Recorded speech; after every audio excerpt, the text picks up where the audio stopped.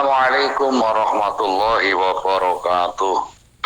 Waalaikumsalam warahmatullahi wabarakatuh. Bismillahirrahmanirrahim. Alhamdulillahilladzi ja'ala al-ilma rafa'a sifatil kamaliyah. Asyhadu an la ilaha illallah wahdahu la syarika lah. Wa asyhadu anna Muhammadan abduhu wa rasuluh. Khasatullahu ta'ala bi jami'i kamalatil ubudiyah. Sallallahu ala sayyidina Muhammad alladhi mar'allahu ta'ala qalbah sallallahu alaihi wasallam min jalalil a'la jalla wa ala wa ayyanahu sallallahu alaihi wasallam min jamalil asnaf wasura sallallahu alaihi wasallam masruran masuran wa ala alihi wa ashabihi wa salikina ala nahdihi fanalu khairan afifan amma ba'd. Hadirin wadilah, teman-teman semuanya, kita sebagai makhluk sosial tentu memerlukan dengan makhluk yang lain, apalagi di situ yang berhubungan dengan sesama manusia. Maka sering saya katakan, berkasih sayanglah kita semuanya. Yarhamhumur Rahman. Jadi saya sampaikan Ar-Rahman Ar-Rahim, atau yang kita sering sebut bahwa Allah itu Maha Rahman, Maha Rahim. Allah menyampaikan Ar-Rahimuna yarhamhumur Rahman tabaraka wa ta'ala irhamu man fil ardh yarhamkum man fis sama. Jadi di situ kita dianjurkan untuk berkasih sayang, dianjurkan untuk berhubungan dengan sesama manusia maupun dengan makhluk yang lain. Dan dengan demikian maka akan tercipta keharmonisan dan tidak ada kesenjangan di antara satu sama lainnya. Janjinya, jika kita berkasih sayang, maka Allah menyampaikan orang-orang yang mengasihi akan dikasihani. Atau Ar-Rahimuna yarhamumur Rahman, orang-orang yang mengasihi akan dikasihani Tuhan, dikasihani Allah. Ia Maha Pengasih, Maha Suci, dan Maha Tinggi. Dan kemudian maka sayangilah di antara kamu sekalian, ya, sesama manusia, penduduk bumi, maupun dengan sesama makhluk. Maka sesungguhnya yarhamkum man fis sama. Maka sesungguhnya malaikat-malaikat penduduk langit itu juga akan mengasihi. Maka di situ kita bisa menganalisis bahwa kita tidak bisa hidup tanpa hidup dengan orang lain. Kita tidak bisa mandiri, kita tidak bisa melakukan segala sesuatu dengan berdikari atau dengan sendiri. Dan tentunya hal itu juga terkait bukan hanya sekedar saling bantu-membantu, baik tenaga maupun pikiran saja, tetapi juga saling membantu dalam hal yang lain. Di antaranya di situ kita sering mengalami yang di situ disebut dengan saling memberi dan menerima. Sering dikatakan bahwa take and give, seperti itu, saling memberi dan menerima. Bukan hanya sekedar memberi saja dan juga bukan hanya sekedar menerima saja, tetapi di situ ada rasa saling, baik saling bantu membantu dalam hal tenaga maupun pikiran, juga saling memberi serta menerima. Hal ini luas, bahasanya kompleks, bahasanya sangat umum. Memberi bisa berupa barang, bisa berupa yang lain. Membantu juga demikian. Membantu bisa berupa barang atau juga berupa yang lain dan seterusnya. Sehingga dengan setelah kita melakukan suatu tindakan yang di situ memberi maupun menerima, kita merujuk pada ayat Al-Quran surat Al-Baqarah ayat 262. Saya disebutkan a'udzubillahi minasyaitonir rajim. Alladzina yunfiquna amwalahum fi sabilillahi tsumma la yutbi'una ma anfaqu manna wala adai. Orang-orang yang di situ menafkahkan hartanya di jalan Allah. Memberi, tadi saya katakan menafkahkan, saya katakan luas, kompleks. Memberi di jalan Allah, menafkahkan di jalan Allah, bisa melalui ghairu mahdoh. Bisa mahdoh. Artinya, ibadah di situ ada ibadah mahdoh dan ada ibadah ghairu mahdoh. Ibadah mahdoh untuk antara lain adalah zakat. Tetapi di situ zakat bisa diarahkan ke sedekah. Sedekah juga bisa diarahkan ke hal yang di situ disebut dengan zakat. Tergantung daripada momen, tergantung daripada waktu, atau tergantung daripada kebutuhan. Pada dasarnya zakat itu adalah bagian daripada menafkahkan harta di jalan Allah. Bisa juga sedekah menafkahkan harta di jalan Allah. Artinya kita tidak bisa mengelola sendiri materi yang kita punya yang dititipkan oleh Allah Subhanahu wa taala dengan berbagai macam hasil kerja keras. Di situ ada sebagian yang kita arahkan untuk dinafkahkan ke jalan Allah. Dinafkahkan di jalan Allah, tadi saya katakan ada istilah mahdoh dan juga ada istilah ghairu mahdoh. Di mana sebagai seorang laki-laki yang di situ beristri dan beranak, artinya sudah mempunyai keluarga, maka memberi kepada istri menafkahi anak itu juga bagian daripada mahdoh. Dan kemudian bisa dikategorikan sebagai membelanjakan di jalan Allah. Jadi kita jangan kemudian picik.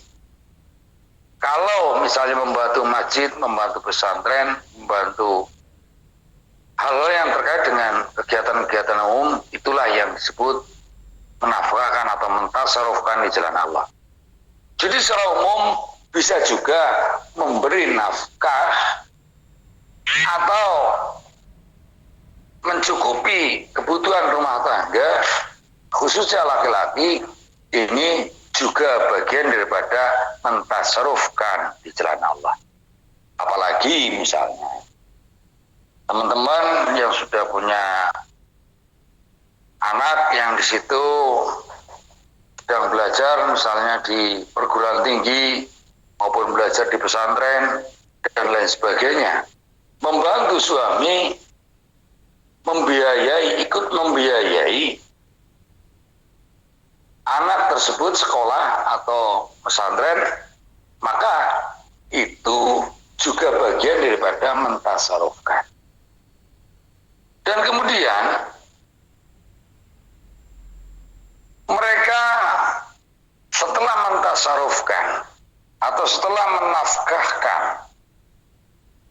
rizki yang Allah berikan melalui atau dengan wasilah berbagai macam kerja kita, baik yang tadi saya sebutkan kepada pihak keluarga, kepada orang alim, maupun kepada hal-hal yang terkait dengan kepentingan umum, maka tentunya di situ kemudian harapannya jangan kemudian membanggakan diri dan kemudian malah berakibat menyepelekan.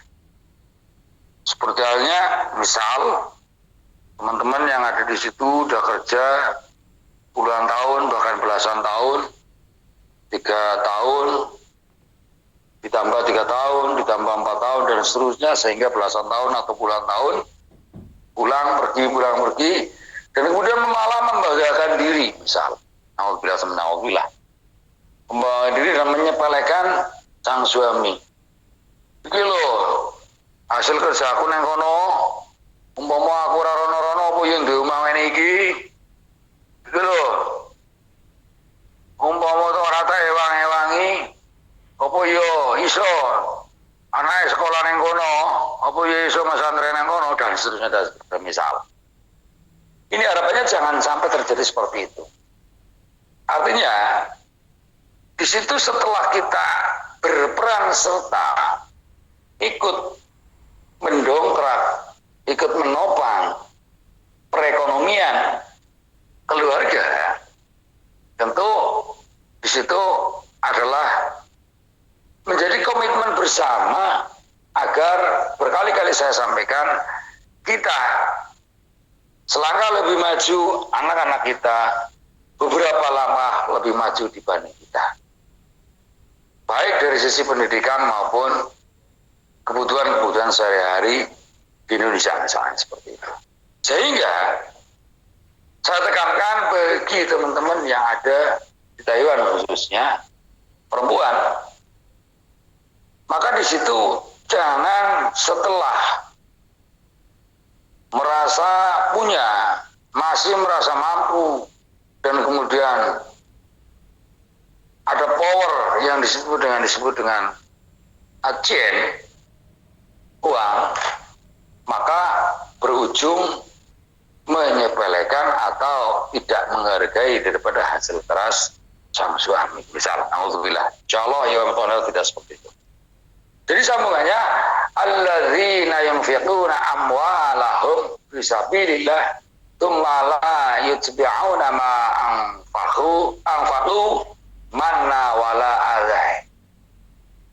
Jadi setelah mentasarufkan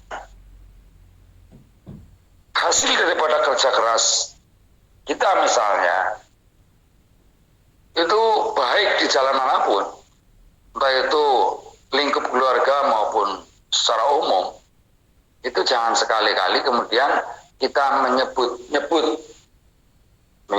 daripada pemberian tersebut yang akhirnya menyakiti daripada perasaan yang dibantu. Soalnya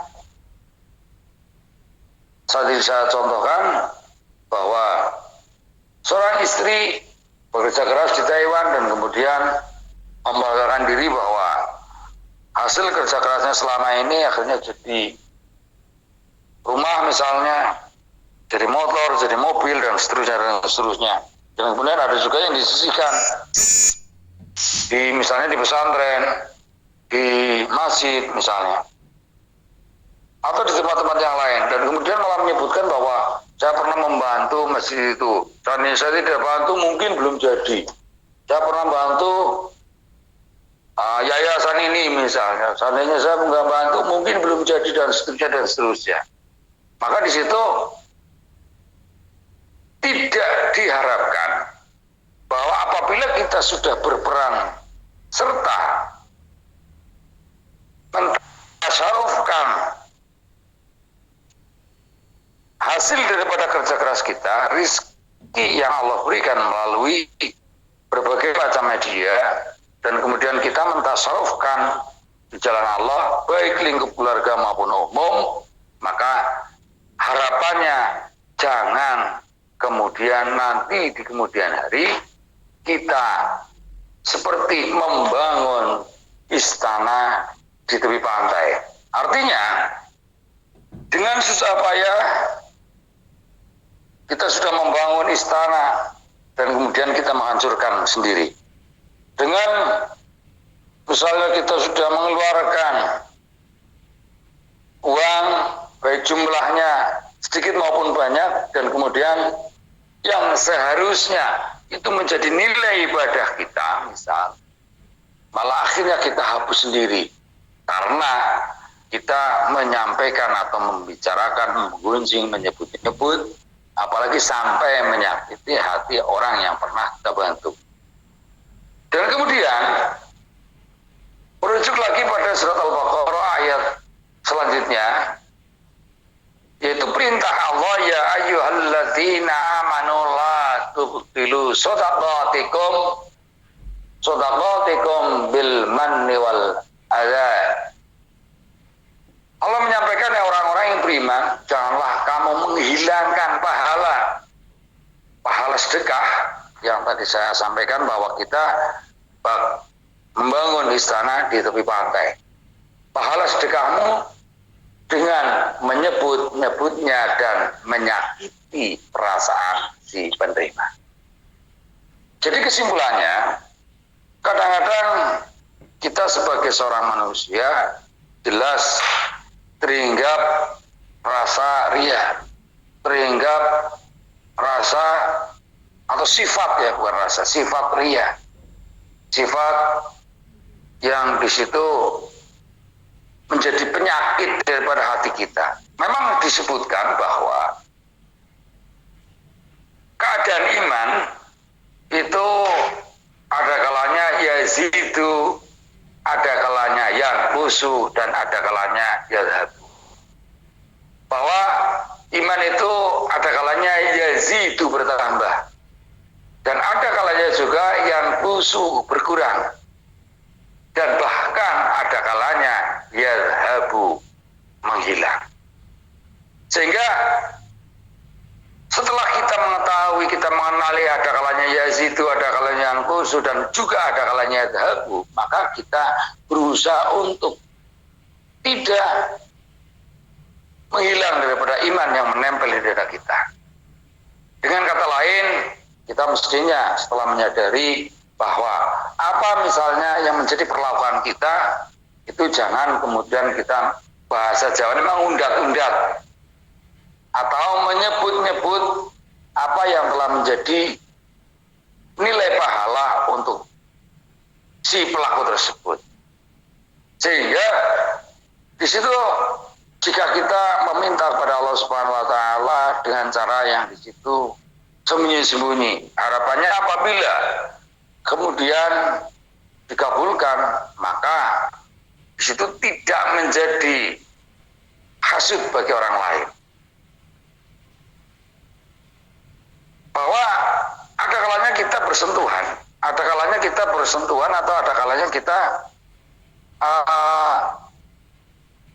diliputi dengan orang-orang yang mempunyai sifat yang di situ hasud. Ada juga sifat iri, dengki, dan seterusnya. Maka dengan hal-hal yang demikian, mudah-mudahan kita menyadari dan kemudian kita tidak terpancing dengan hal yang demikian, dengan sifat-sifat mereka yang misalnya iri, dengki, hasud, dan lain sebagainya. Karena setelah kita terpancing, maka kita menyampaikan bahwa saya pernah melakukan seperti ini, seperti itu, dan seterusnya, dan seterusnya. Sehingga itu walhasil berkali-kali saya sampaikan, membangun istana di tepi pantai.